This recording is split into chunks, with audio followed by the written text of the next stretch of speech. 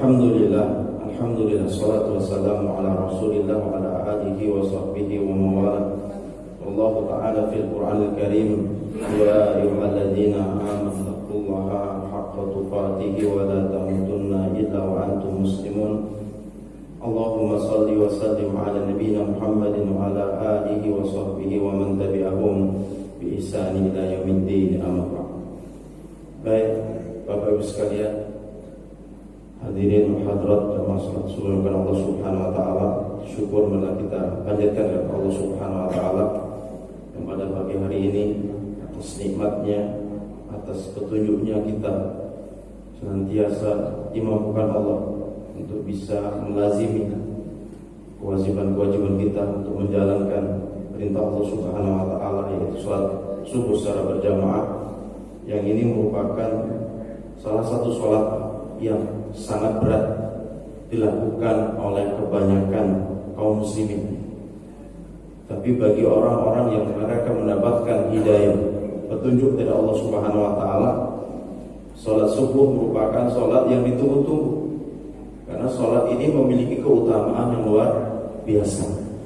Di antaranya, barang siapa yang salat subuh berjamaah di masjid, maka dia dalam jaminan Allah Subhanahu wa taala, dalam penjagaan Allah Subhanahu wa taala. Ini di antara keutamaannya. Mudah-mudahan kita senantiasa diberikan istiqomahan untuk melazimi kewajiban-kewajiban yang ada. Salam dan salawat tercurah pada kita Nabi Muhammad sallallahu alaihi wasallam beserta dengan keluarganya, para sahabatnya, dan orang-orang yang senantiasa istiqomah di atas jalannya sampai hari akhir. Baik, Bapak Ibu sekalian kepada Allah Subhanahu wa taala, kita akan membahas tentang keutamaan doa, keutamaan kita dalam berdoa. Sahabat Umar bin Khattab, beliau pernah berkata demikian, inni la ahtamilu hamal ijabah. Saya itu kalau berdoa, motivasinya bukan ingin dikabulkannya, begitu. Wa inna ahtamilu hamal doa. Tapi motivasi saya adalah untuk banyak berdoa, untuk terus berdoa dan berdoa. Kullama da'atuhu kana al-ijabah ma'ahu. Karena setiap kali saya berdoa, Allah Subhanahu wa taala memberikan pengabulan dari doa itu satu persatu. Apa yang beliau sampaikan ini sebenarnya memberikan sebuah pesan kepada kita semuanya, bahwasanya doa itu penting. Doa itu adalah ibadah. Jangan sampai kalau kita berdoa itu yang penting ketika ada keinginan gitu. Seolah-olah orang itu menengadahkan tangan itu kan kalau ada yang dimau gitu. Kalau nggak ada yang dimau, nggak ada yang diinginkan, seolah dia tidak mau berdoa. Padahal doa itu adalah bagian daripada ketundukan kita kepada Allah, bagian daripada ibadah kita kepada Allah Subhanahu wa taala. Maka doa ini harus kita lazimi setiap saat. Itu seperti itu. Jangan ketika ada urusan-urusan tertentu baru kita berdoa. Memang benar dalam hal-hal tertentu itu ada namanya istighosah. Doa yang namanya doa istighosah.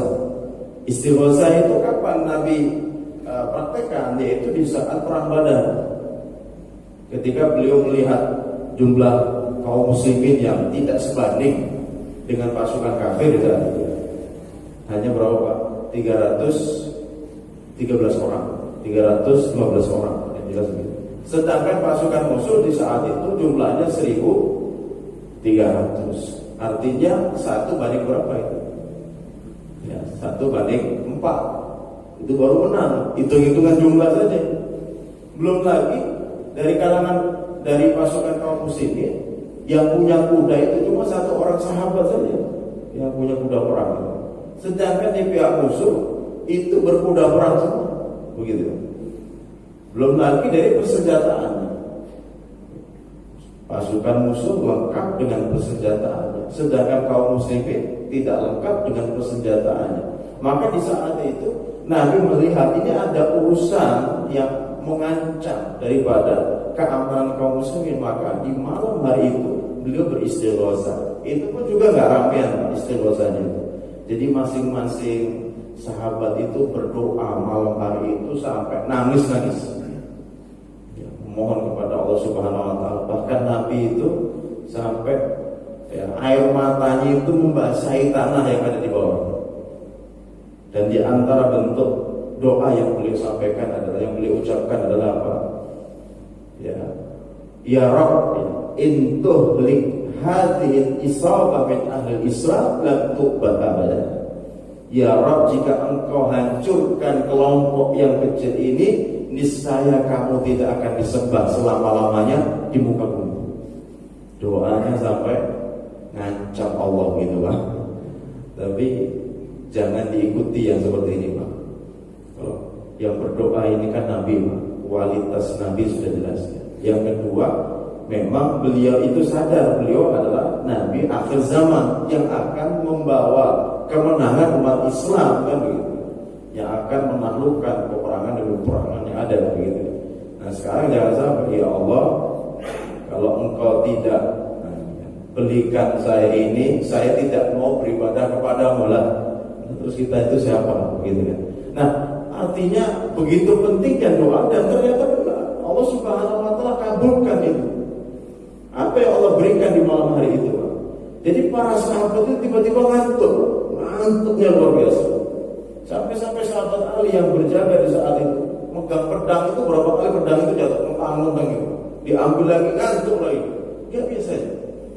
Padahal dalam kondisi genting mau perang begitu, dengan jumlah pasukan yang sangat sedikit, itu bisa ngantuk, bisa tidur, itu aneh Pak. Gak usah jauh-jauh lah Pak. Kalau Wahai Halim ini mau diserang, pasukan itu sudah ada di bawah ini Pak, bisa tidur gak kira-kira? Maka sampai sahabat Ibnu Mas'ud beliau mengatakan, anu asufil kita di rahmah, bisa ngantuk, bisa tidur ketika perang itu rahmat itu. Dalam kondisi mencekam bisa tidur itu rahmat dari Allah itu. Boleh ditambahin nggak Pak kalimat ini Pak?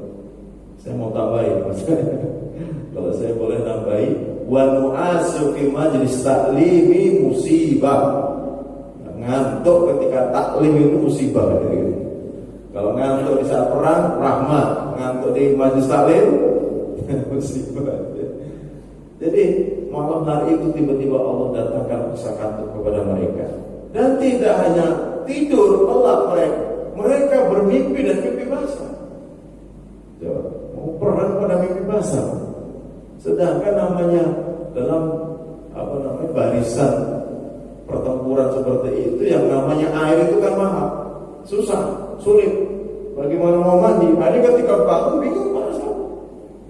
Ternyata pas itu Allah turunkan hujan, mereka bisa mandi itu. Masya Allah. Nah sedangkan dengan turunnya hujan itu menjadikan barisan pasukan kaum muslimin, tenda-tenda itu porak-poranda, menjadikan kaki-kaki mereka berat untuk melangkah, ya, basah tanah itu. Sedangkan bagi kaum muslimin itu kesegaran yang Allah berikan untuk mereka. Ya. Nah ketika peperangan yang ada dengan doa istighosah yang Nabi tadi itu, apa yang Allah berikan? Yaitu apa? Allah turunkan bersama malaikat di saat itu. Bi alfi minal malaikati murdifin. Allah turunkan 1000 malaikat bersama malaikat Jibril. Jadi hitungannya udah sama itu. Kalau barisan kaum muslimin oke, cuma 313 orang atau 315 orang. Ditambah 1000-nya malaikat. Pasukan kafirnya 1300. Tapi semuanya manusia. Nah ketika pas yaumul furqan, yaumul taqal jam'an, ketika bertemunya dua pasukan di saat itu, ya sudah, pasukan kafir Quraisy saat itu benar-benar terbirit, ya, lari tunggang-langgang. Karena apa yang mereka lihat itu adalah barisan-barisan, ya, manusia-manusia yang aneh begitu. Ya kalau malaikat ditembak mati nggak ada gitu, ya nggak mati. Nah di saat itulah kemenangan diraih oleh kaum muslimin dalam perang Badar Qurbu. Itu lahir di antaranya karena permohonan doa. Nah, yang perlu kita kadang-kadang harus hati-hati dengan diri kita itu begini Pak. Ada seseorang itu sampai saat ini itu belum menganggap doa itu penting. dan belum banyak melibatkan Allah dalam pencapaian-pencapaiannya. Karena dirinya ini termasuk orang yang istilahnya gampang lah ya, gampang mau cari duit mudah gitu. Itu ada. Sampai saat ini belum berdoa sama Allah, belum mohon itu kepada Allah, dan dia belum yakin itu semua dari Allah. Itu hati-hati. Itu hati-hati. Ini terutama orang-orang yang mudah urusan hidupnya. Istilahnya ngelihat batu aja jadi duit itu, Pak. Orang seperti ini biasanya ya akan sampai pada posisi seperti Qarun. Ya, Qarun itu gimana gambarannya? Gembok pintu daripada gudang hartanya itu terbuat dari emas. 7 orang yang kuat fisiknya, kedot itu nggak mampu mikul gemboknya itu yang terbuat dari emas. Nah, gimana dalamnya? Gimana di dalam ruangannya itu gitu loh. Nah, tapi beliau orang ini dia lupa bahwa itu dari Allah Subhanahu wa taala semuanya itu. Malah justru dia mengucapkan innama utituhu ala ilmin indi, sesungguhnya harta yang saya miliki ini karena kecerdasan ilmu yang saya miliki. Kan sombong itu. Padahal rukun syukur itu kan diantaranya adalah al-iqtirafu bi nikmatillah. Kita mengakui bahwasanya semua nikmat itu semuanya datangnya dari mana? Dari Allah Subhanahu wa taala. Siapa contoh syukur dalam Al-Qur'an yang benar-benar memberikan sebuah pelajaran yang terbaik untuk kita? Siapa itu? Nabi Sulaiman. Nabi Sulaiman itu di puncak, beliau berada di puncak segala-galanya. Kurang apa beliau? Istana megah, tinggi pula, lantainya min qawarin, dari apa itu? Dari kaca. Berani nggak Pak Kunto yang bangun masjid dari kaca? Bawahnya ada ikan. Artinya modalnya, materialnya tentunya pasti lebih mahal, kan begitu Pak? Istananya itu saat itu. Yang kedua, beliau bisa menundukkan angin. Kalau antum bisa menundukkan angin, Pak, banyak tuh orang yang antum binasakan. Gak suka dikit kirim angin, jebolkan rumahnya, selesai. Beliau bisa berbicara dengan binatang, hewan. Ya, jadi bisa berkomunikasi dengan mereka-mereka itu, terutama dengan saat itu dengan semut, dengan burung, ya, hut-hut di saat itu. Itu yang percakapannya langsung kita dengarkan, ya seperti itu. Nah, kemudian tidak hanya itu, beliau juga bisa menundukkan bangsa jin. Ya, hebat banget ini Pak. Kalau kita bisa menundukkan bangsa jin saat ini Pak, mantap. Bisa mintakan apa aja kita ini Pak. Nah, saat itu dia buktikan benar-benar bahwa beliau bisa menundukkan bangsa jin ketika beliau memerintahkan untuk memindahkan singgasananya Ratu Balqis itu. Dan ternyata benar, sekejap mata itu ada di samping beliau. Langsung beliau sadar, ingat, hadza min fadli rabbi liyabluwani. Ini adalah karunia dari Rabbku untuk mengujiku. Am ashkuru am akfur, apakah saya menjadi hamba yang bersyukur atau hamba yang kufur? Di saat itu Pak, kalau Nabi Sulaiman itu nggak ingat dan nggak sadar itu dari Allah Pak, mungkin Allah binasakan Nabi Sulaiman. Beliau tahu semua itu adalah karunia dari Allah Subhanahu wa taala. Coba. Ya. Dan dari semua yang ada itu, apa yang juga beliau miliki Pak, kenikmatan apa yang beliau dapatkan? Istrinya berapa?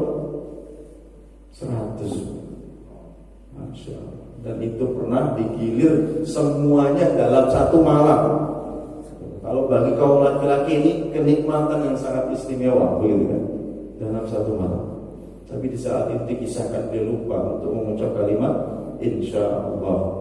Diingatkan oleh malaikat, ucapkan wahai Sulaiman, insya Allah. Nabi Sulaiman lupa tidak mengucapkan kalimat itu, sehingga dari 100 istrinya itu yang hamil cuma 1, dan itu pun bayi perempuan. Jadi seperti itu. Ini kisah tentang perjalanan orang yang bersyukur atas nikmat Allah, mengakui bahwasanya semua nikmat itu hanya datangnya dari Allah Subhanahu wa taala. Nah, melihat fenomena-fenomena yang ada hari ini, kebanyakan orang ini terlalu sombong, nggak butuh Allah. Saya jika terpilih siap, itu harusnya kan atas izin Allah, paling nggak dikaitkan dengan kata-kata begitu. Jangan seolah saya mampu menyelesaikan urusan-urusan. Nggak bisa, kita itu manusia. Sadar betul, ya sadar betul. Maka dalam sejarah kita ingat negeri Andalusia itu. Hari ini kita sering kenal dengan negeri Spanyol. Ya, kita kenal dengan negeri Spanyol. Lebih dikenal apanya? Sepak bolanya mungkin kan.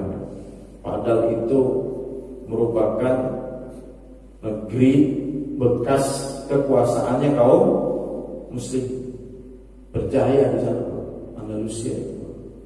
Dengan satu orang khalifah dan hakim tertinggi. Khalifahnya di saat itu adalah Abdurrahman An-Nasir. Khalifahnya qadinya namanya Qadi Muqdir bin Said Al-Baluti. Dengan dua orang ini Pak, menjadikan Andalusia itu terdepan, bahkan mencapai puncak kejayaannya di saat itu. Dan bangsa-bangsa Eropa itu belajarnya ke Andalusia dan sangat-sangat ditakuti Andalusia. Itu seperti itu. Kenapa mereka itu bisa berjaya di saat itu? Ini sebenarnya tidak terlepas dari dua orang soleh ini. Ini ada sebuah kisah yang menarik yang diangkat, yaitu di saat Andalusia di saat itu terjadi kemarau panjang. Akhirnya kaum muslimin saat itu memohon kepada khalifahnya untuk bisa melaksanakan sholat istisqa. Akhirnya ditunjuklah koordinator lapangannya itu Qadi Muqdir bin Said Al-Baluti, seorang hakim tertinggi pemuka agama. Akhirnya ditentukan hari hanya. Nah, pas sampai pada hari hanya, Qadi Muqdir ini noleh sana, lihat kanan kiri depan. Khalifahnya ini belum datang. Kaum muslim sudah pada datang. Untuk pelaksanaan itu sudah mau dilaksanakan. Akhirnya saat itu beliau mengutus seseorang, tolong sampaikan kepada khalifah, pelaksanaan sholat istisqa akan kita mulai. Nah, setelah beberapa saat pulang utusan ini memberikan laporan. Ya Qadi, saya melihat khalifah sholatnya khusyuk betul, sujudnya itu lama betul, sampai saya itu nunggunya itu nggak selesai itu sholat. Nah, dengan laporan yang seperti ini, sang Qadi tadi, seorang Qadi tadi itu langsung mengatakan demikian. Ambilkan saya payung, hujan pasti datang. Kaget putusan tadi. Wahai Qadi, kenapa engkau bisa memastikan hujan itu pasti turun, sedang kita belum sholat istisqa? Apa kata Qadi Muqdir bin Said Al-Baluti? Beliau mengatakan, idza khasha'a jabalul ardi rahima jabalus sama. Ini luar biasa kata-kata beliau. Jadi beliau mengatakan, jika para pemimpin di muka bumi ini tunduk dan khusyuk beribadah kepada Allah Subhanahu wa taala, rahima jabalus sama, maka penguasa langit yaitu Allah Subhanahu wa taala akan merahmati penduduk bumi tersebut. Ini kuncinya di sini Pak sebenarnya. Ya. Dan di sinilah ya menjadikan sebuah bukti bahwasanya memang kita itu harus bergantung kepada Allah. Dan gak lama dari itu Pak, hujan itu turun deras Pak, Masya Allah. Karena apa? Kesolehan para pemimpinnya, kesolehan para pemuka-pemuka agamanya, itu menjadikan negeri Andalusia makmur. Allah merahmati penduduk bumi. Kan seperti itu. Nah, kadang ya, orang-orang itu ya, ingin melepaskan dirinya dari Allah Subhanahu wa taala, seolah dirinya mampu kan gitu. Padahal kalau kita melibatkan Allah, sesuatu yang besar, yang berat itu tinggal Allah berkehendak, tinggal kun fayakun. Ya kayak tadi perang Badar tadi itu kan, mustahil kaum muslimin itu menang. Tapi karena bantuan Allah, ketetapan dari Allah Subhanahu wa taala, dari dibuat rasa kantuk lah, dari turunnya hujan sampai turunnya para malaikat, itu kan semuanya kehendak Allah Subhanahu wa taala. Ya, itu adalah campur tangannya Allah Subhanahu wa taala untuk memenangkan pertempuran di saat itu kan begitu. Nah, artinya ini memberikan sebuah pelajaran yang berharga pada kita semuanya.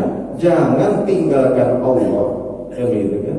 Jangan sampai Allah tidak libatkan dalam semua keputusan-keputusan kita. Maka Nabi mengajarkan kita namanya istikharah.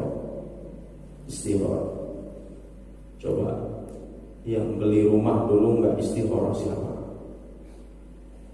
Yang menikah nggak istikharah siapa? Ya. Kenapa sih harus istikharah? Dan kenapa Nabi mengatakan ma khaba man istakharah? Tidak ada ruginya, tidak akan merugi orang yang istikharah. Kenapa Nabi mengatakan hal demikian? Enggak ada ruginya orang yang istikharah. Karena hakikat istikharah itu menyerahkan pilihan atau keputusan itu kepada Allah. Kita serahkan pilihan. Kenapa? Dalam sholat istikharah doanya bagaimana? Fa innaka ta'lamu wa la a'lam wa taqdir wa la aqdir. Ya Rabb, Engkau Maha tahu ya, dengan dia, kalau benda, dengan benda tersebut baik atau tidaknya untukku, sedangkan saya tidak tahu. Engkau Maha mampu untuk menjadikan tunduk barang itu, sedangkan saya tidak mampu. Wa anta 'alamul ghuyub, dan Engkau merupakan zat yang memahami, mengetahui akan perkara ghaib yang akan datang. Kan begitu. Tapi mau menikah, istikharah sudah cintanya 5 tahun. Setelah istikharah kita kira munculnya nama siapa? Kalau sudah pacar 5 tahun, ya nama orang itu lagi, gitu kan? Udah ada cinta kan begitu. Kan begitu. Nah, di saat sudah menyerahkan itu, nah Allah kan yang memilih nanti, yang menetapkan untuk kita, dan pilihan Allah pasti yang terbaik, kan begitu. Pilihan Allah pasti yang terbaik karena ya, Allah Maha tahu akan kemampuan kita, Allah Maha tahu akan hal-hal yang sesuai yang kita butuhkan, kan begitu. Nah, maka jangan paksa Allah. Sering orang itu bertanya-tanya, Ustaz, kok kadang kita ini meminta kepada Allah seringnya nggak dikabulkan, berharap sesuatu kepada Allah seringnya nggak dikabulkan. Itu kenapa? Coba yang di sini, yang nikah sama istri, tapi itu yang benar-benar nominasi yang pertama itu sama istri. Jadi suka sama ini, dan yang pertama jadi sama dia itu siapa? Karena ada nominasi 1, 2, 3, 4, 5. Antum dapatnya nominasi nomor berapa? Apakah yang nomor grade pertama ini Pak yang antum bidik, atau malah nomor yang di bawah-bawah? Ya, itu sebenarnya menjadi sebuah pembuktian bahwasanya kadang Allah itu memang tidak memberikan yang kita inginkan, yang kita harapkan. Karena apa?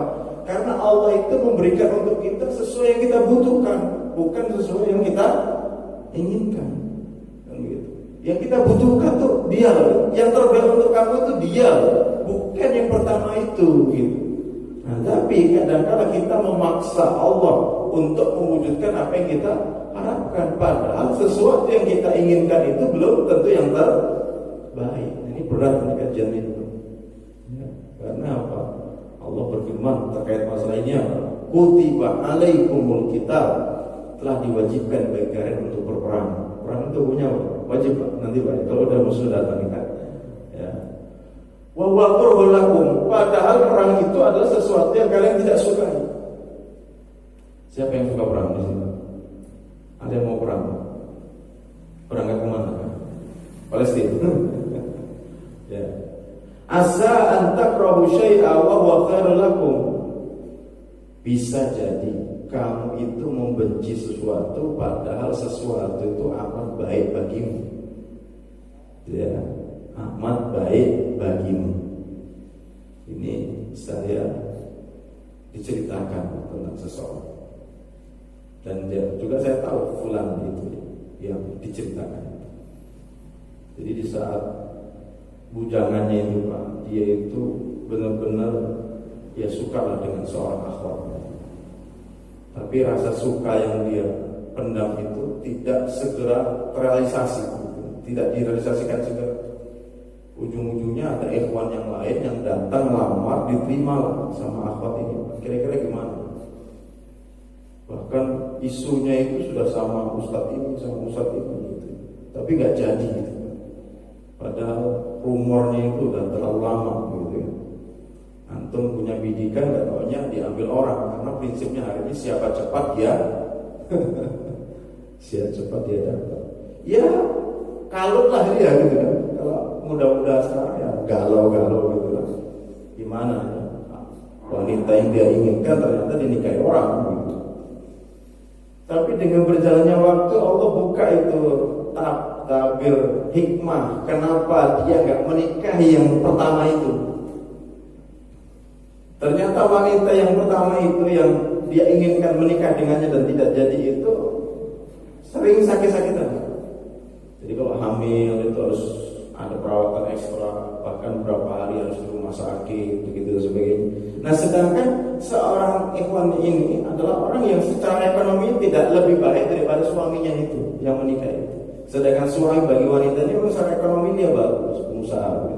Akhirnya dari situ dia terus ya berpikir hikmahnya, oh kenapa kok saya tidak mendapatkan si dia?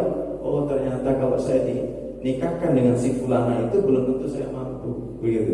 Jadi baru terkuat tapi hikmahnya itu di situ. Ya.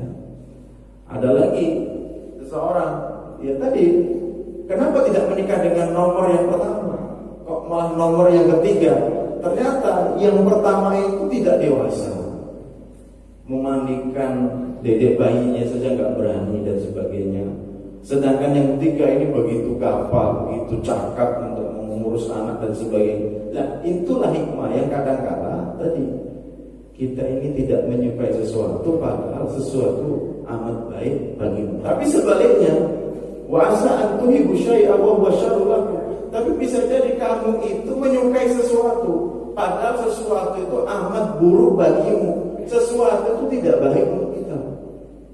Tapi menurut pandangan manusia itu baik, tapi bagi Allah itu tidak baik.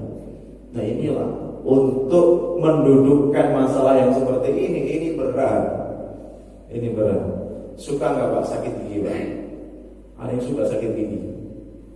Nggak ada. Padahal dengan kita sakit gigi, dosa-dosa kita di ukuran Allah Subhanahu Wa Taala. Maka madhabnya Imam Ahmad bin Hanbal itu beliau berpendapat apa? At-tadawi mubah wa tarkuhu afdal. Berobat itu hukumnya boleh, silahkan. Tapi untuk tidak berobat lebih utama. Maka beliau kalau sakit memilih untuk tidak berobat supaya sakitnya itu lama, kemudian dosa-dosanya digugurkan Allah Subhanahu Wa Taala. Ada yang seperti itu Pak? Itu udah makomnya Pak. Sudah makomnya, udah makom tinggi itu Pak. Sudah berhusnudzon sepenuhnya kepada Allah. Itu sudah seperti itu. Ya, sudah seperti itu. Sedangkan kita sakit sedikit sudah bingung. Itu seperti itu. Ya, baik, kembali kepada penyandaran diri kita kepada Allah Subhanahu Wa Taala. Yang ini lagi-lagi menjadi salah satu poin penting akan sejauh mana ketundukan kita kepada Allah. Nabi Ibrahim ini lagi-lagi mengkisahkan kepada kita tentang sebuah pelajaran hidup yang di saat itu dihadapkan dengan sebuah keputusan yang sangat berat. Ibrahim di saat istrinya yang bernama Hajar itu hamil dan melahirkan, si istrinya yang bernama Sarah, ya biasa ini sama-sama jadi istri orang. Yang satunya sudah punya anak, yang satunya belum punya anak. Kira-kira ada nggak rasa kecemburuan, rasa tidak enak, rasa dan sebagainya? Pasti ada. Dan Sarah merasakan itu semuanya. Dia rasanya gimana gitu. Akhirnya Allah perintahkan kepada Nabi Ibrahim untuk membawa Hajar dan putranya yang bernama Ismail. Kemana itu? Yang saat itu perintahnya itu ya di Bakkah itu, di Ka'bah itu. Ketika sudah sampai, Nabi Ibrahim berdoa, lagi doa. Rabbana inni askantu min dzurriyyati biwadin ghairi dzi dzar'in inda baitikal muharram. Ya Rabb, kami tempatkan sebagian keluarga kami di suatu daerah yang tidak ada pepohonan, enggak ada orang, di samping rumah kamu. Saat itu Hajar dan putranya Ismail yang masih kecil. Nah, karena itu perintah Allah, ya sudah, Nabi Ibrahim hanya menitipkan satu kantong korma itu. Setelah itu sudah berjalan, ditinggalkan istri. Istrinya manggil, ya Ibrahim, aina tadhhab? Wahai Ibrahim, mau kemana kamu pergi? Dipanggil begitu. Wa tatrukuna bihadzal wadi, kamu tinggalkan kami di lembah ini yang tidak ada pepohonan, enggak ada manusia, enggak ada apa. Berulang-ulang itu si Hajar itu memanggil Nabi Ibrahim. Nabi Ibrahim enggak menoleh, enggak menengok. Sampai pada kalimat Allahu amaraka bihadza. Apakah Allah yang memerintahkanmu untuk ini? Gitu ya.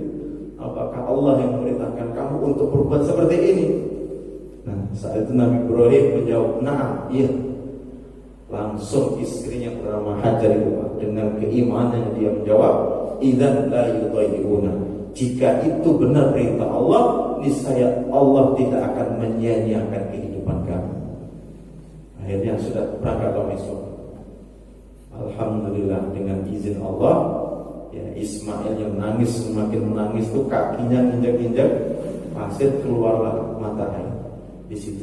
Karena di situ ada mata air pada orang-orang yang safar itu. Di situ ada mata air, mereka kadang dirikan tenda di situ bermalam. Akhirnya Ibunda Hajar itu punya tetangga, punya kaum. Ada lagi yang tertarik untuk tinggal di situ. Jadilah kota Mekah itu.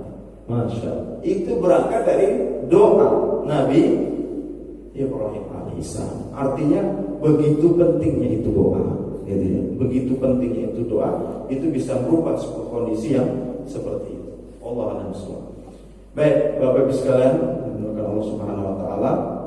Jadi bagaimana tuntutan kita adalah hari ini untuk memperbanyak ibadah, dan itu butuh dengan ibadah itu sendiri.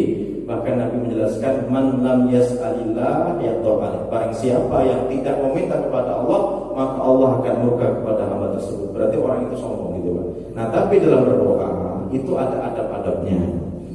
Kalau kita berdoa, yang pertama apa yang harus kita lakukan? Kita harus memuji Allah terlebih dahulu. Kalau bisa dengan kalimat apa? Asma wa sifat itu. Ya Rahman, Ya Aziz, Ya Jabbar, Ya Razak gitu. Jadi dipuji-puji dulu Allah itu. Yang kedua, jangan lupa untuk bersolawat. Ya, bersolawat. Solawat yang paling lengkap ya solawat Ibrahimiyah yang kita baca di dalam sholat. Itu urutan kita mau berdoa. Kemudian yang ketiga, kita rendahkan diri kita. Wa ana abduka wa ana ala ahdika wa wa'dika mastata'tu ya Rabb, saya ini lemah ya. Jadi benar-benar kita hinakan diri kita di hadapan Allah dalam doa itu. Baru setelah itu kita meminta. Nah, dalam permohonan doa ini Nabi mengajarkan kita doa-doa yang tidak spesifik. Kebanyakan umum doanya Nabi itu. Rabbana atina fid dunya hasanah wa fil akhirati hasanah. Ini Allah mengajarkan doa kepada Nabi. Kan gitu. Kalau dalam urusan meminta tambahan, Nabi hanya berdoa meminta tambahan dalam urusan apa? Ilmu. Rabbi zidni ilmu. Nah, dalam yang lain ada nggak Nabi itu meminta tambahan? Karena Nabi paham kalau kita menyebutkan itu secara spesifik, belum tentu sesuatu itu terbaik untuk kita. Begitu kan?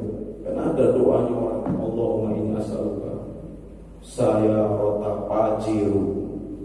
Ya Allah, saya mohon kepadamu mobil pelamu. Ya Allah, saya mohon kepadamu mobil pajiru. Enggak hanya sampai di situ, Pak. Launuha, warnanya sauda, hitam.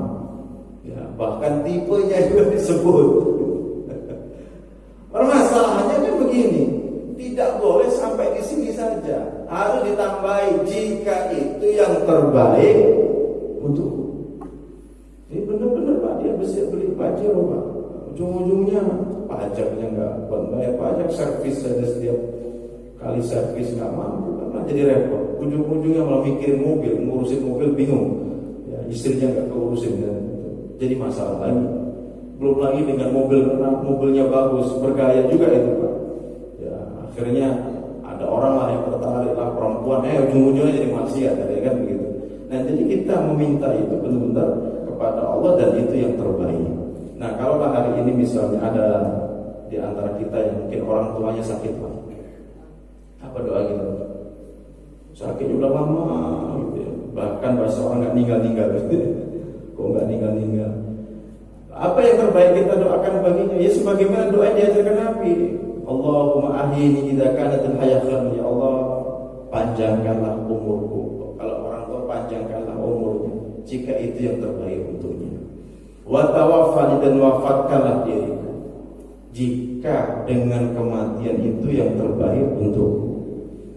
Jangan malah doakan ya Allah segerakan kematiannya ya Allah. Saya kasihan, gak boleh itu. Kita tetap lagi-lagi meminta yang terbaik, urusan yang terbaik kepada Allah Subhanahu wa taala dalam segala urusan kita baik. Kalau bisa kita meminta petunjuk kepada Allah Subhanahu wa taala. Allah SWT. Ini demikian Bapak Ibu sekalian kajian kita pada pagi hari ini mudah-mudahan bermanfaat. Masih ada waktu kurang lebih 10 menit ke depan. Kalau ada yang tanyakan kami persilakan. Fadhil. Ya, silakan. Waalaikumsalam. Bagaimana kalau kita doa sendiri sama berjamaah Ustaz? Seperti Allah maghfirli kan itu kan jadi Allah maghfirlana Ustaz. Ya. Itu bagaimana gitu? Baik, bismillah. Shalatu wassalamu ala Rasul. Jadi dalam adab-adab kita berdoa, terutama dalam penggunaan lafaz-lafaz yang ada, itu kita harus menyesuaikan. Apakah doa itu untuk kita sendiri dan doa itu dari diri kita untuk kita sendiri atau untuk kita dan orang lain. Nah, karena dalam kaidahnya itu kan ada dhamir, kata ganti orang. Kalau untuk doanya ya tinggal dirubah Allahumma firli, pakai firli, atau dengan doa-doa misalnya Robbi ya Robbu, Robbi berarti kan ya Robbu, habli anugerahkanlah kepadaku, ya Robbi habli minas sholihin, ya, anak keturunan yang saleh. Nah, tapi ketika kita berdoa untuk diri kita dan orang lain, itu kita harus merubahnya, jangan pakai dhamir saya. Masa pimpin jamaah Rabbi habli minas sholihin, ya Allah anugerahkanlah kepadaku anak yang soleh. Jamaahnya mengaminkannya. Ini namanya pemimpin doa yang sekilit ini Pak. Kenapa sekilit Pak? Ya untuk dirinya diaminkan sama jamaah gitu kan. Sedangkan jamaahnya tidak mendapatkan bagian daripada doa itu, meskipun ya, kalau toh kita mengaminkan itu di sisi malaikat itu bagi kamu juga seperti itu meskipun, tapi secara penggunaan bahasanya tidak tepat. Maka ketika kita berdoa untuk diri kita dan orang lain, langsung berganti dengan dhamir, kata ganti nahnu, kami. Ya, berarti apa? Robbi menjadi robban, habli menjadi hablan, minas sholihin, kan begitu kan? Ya. Kemudian lagi misalnya ketika kita berdoa supaya dimatikan dalam keadaan Islam, Allahumma tawaffani kalau saya. Kalau untuk kami Allahumma tawaffana muslimin. Kalau untuk saya wa ahyini, kalau untuk kami wa ahyina muslimin wa alhiqna nahnu bis-sholihin. Jadi jangan sampai kita mimpin doa untuk saya terus, makmumnya lama-lama, ini untuk kamu terus, mana yang untuk kami kan gitu kan? Mana yang untuk kami? Ini etika adab ya, adab-adab saja. Meskipun Allah lebih tahu niatan kita ya. Ketika kita memimpin doa itu sebenarnya niatan kita untuk semuanya, tapi lebih pasnya harus menyesuaikan kata ganti yang ada.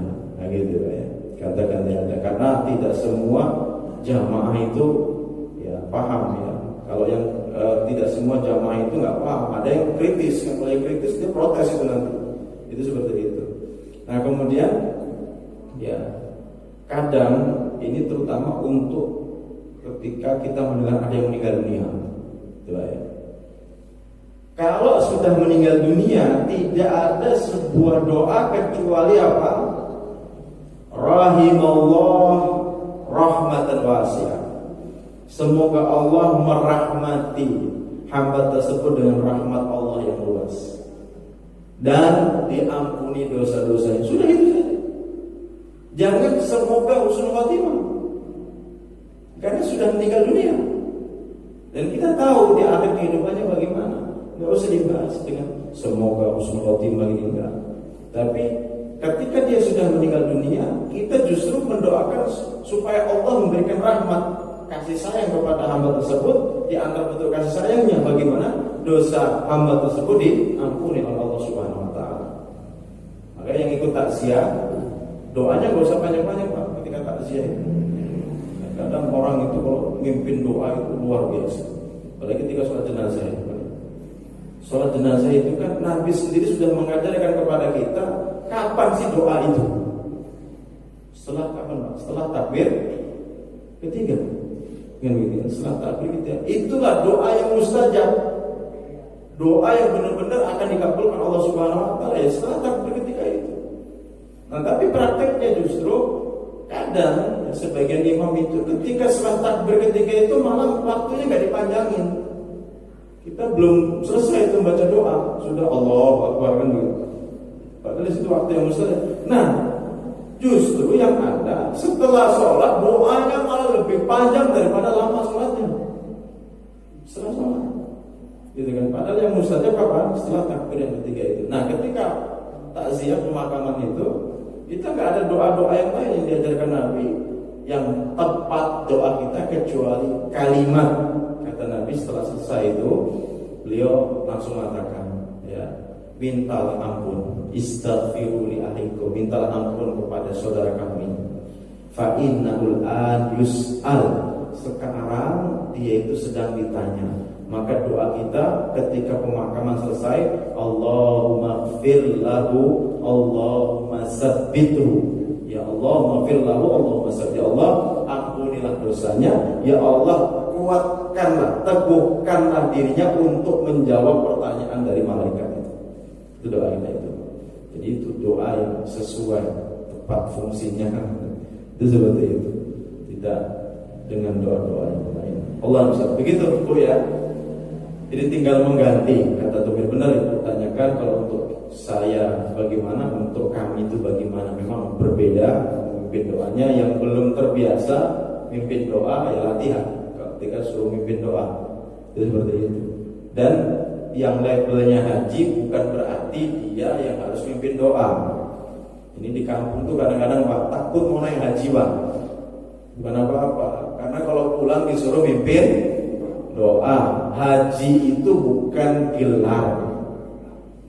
Enggak ada pencapaian sebuah ibadah itu ada gelar, itu enggak ada. Enggak ada. Misalnya Riyan As-Soleh gitu kan. Enggak ada ya. Karena itu adalah sebagai bentuk ibadah kita kepada Allah, maka enggak butuh gelar gitu kan, enggak butuh gelar. Kalau pembawa acara menyebutkan haji fulan, oke lah itu sebagai bentuk penghormatan lah mungkin. Tapi kalau saya haji, nah itu gak boleh. Seolah apa itu menampakkan sebuah pencapaian ibadah kita. Dan di dalam Islam haji itu bukan jaminan kita masuk surga, kan begitu kan? Dengan berangkat haji sudah jaminan masuk surga pasti? Enggak juga. Kita akan dilihat lagi dengan amalan-amalan yang lain. Mungkin demikian. Satu lagi mungkin ada tanyakan, Bapak ada, betul?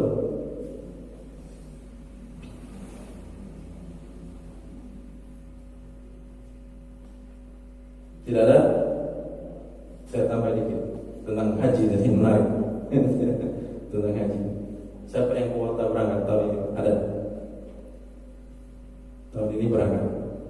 Atau sudah berangkat semua di sini? Pak Bun sudah berangkat? Haji itu hanya satu kali kewajibannya. Lebih daripada itu hukumnya sunnah. Nah ini yang sekali saja belum. Apalagi mau yang sunnah, begitu kan? Seperti itu. Ada tadi saya katakan bukanlah dengan naik haji itu sebuah jaminan kita masuk surga itu. Kenapa? Karena aku pernah mengisahkan ini sebagai penutup kajian kita pada pagi hari. Beliau menjelaskan demikian. Yuk tapi unas yaumal qiyamah. nanti pada hari kiamat itu didatangkan sekelompok manusia. Ma'ahum minal hasanat ka'amsal jabal Tihama, yang dia itu membawa pahala itu sebesar gunung Tihama. Banyak betul banyak itu. Hatta ji'abihim, nah orang ini diberdirikan di hadapan Allah. Ya, ja'alahu Allah haba'an mansura. Allah jadikan pahalanya sebesar gunung Tihama itu seperti debu yang berterbangan. Angus, tak punya pahala. Ya, hatta yuktafa finnar. Kemudian orang ini dicampakkan dalam gunung api neraka. Padahal dia pahalanya banyak sebelumnya. Nah, saat itu ditanya Nabi, kaifa dzaka ya Rasulullah? Kenapa orang itu bisa demikian ya Rasulullah? Nah, Nabi menjawab, kanu yusallun, mereka adalah orang-orang yang sholat. Nah, kaget kan kita, orang sholat tuh Pak. Kedua, wa yasumun, mereka juga berpuasa. Wa yuzakun, juga mereka bayar zakat. Wa yahujjun, mereka juga naik haji. Berarti rukun Islam itu sudah terpenuhi semua. Ghaira annahum, akan tetapi mereka, kata Nabi, idza urida lahum syai'un minal harami akhadhu, mereka adalah suatu kaum yang jika diberikan harta yang haram mereka mau mengambilnya. Ini harta haram, jelas harta haram dikasihkan, mereka mau mengambilnya. Fa'ahbatallahu lahum a'malahum, maka Allah menghapuskan seluruh kebaikan-kebaikan, pahala-pahala yang dibawa oleh seseorang. Maka hati-hati Bapak Ibu sekalian. Ya, jangan sampai ya amal ibadah yang selama ini kita bangun kita hancurkan dengan perbuatan kita yang seperti itu. Ya, dan hari ini zamannya kita kadang-kadang terpengaruh untuk urusan-urusan yang seperti itu. Ini zamannya fitnah. Zamannya fitnah, benar zaman fitnah yang banyak sekali seseorang itu menjual akidahnya, menjual prinsipnya untuk mendapatkan bagian daripada dunia. Ingat, kalau ini kita ambil, kita lakukan, ya sholat kita, puasa kita, zakat kita, haji kita bisa sia-sia semuanya. Ya, bisa pahalanya itu hancur semuanya, Pak. Nah, ini sebuah peringatan dari Nabi kepada kita. Berarti dari sini tetap yang sudah naik haji, jagalah kualitas ibadahnya. Jangan sudah naik haji akhirnya tadi sudah pasti saya masuk surga, belum tentu, karena banyak syarat-syarat seseorang untuk bisa masuk ke dalam jalannya Allah Subhanahu wa taala. Baik, mungkin demikian kita tidak berbagi hari ini, mudah-mudahan bermanfaat. Mari kita tutup dengan mengucap hamdalah dan kafaratul majelis. Alhamdulillahirabbil alamin. Subhanakallahumma wa bihamdika asyhadu an la ilaha illa anta astaghfiruka wa atubu ilaik. Wassalamualaikum warahmatullahi wabarakatuh.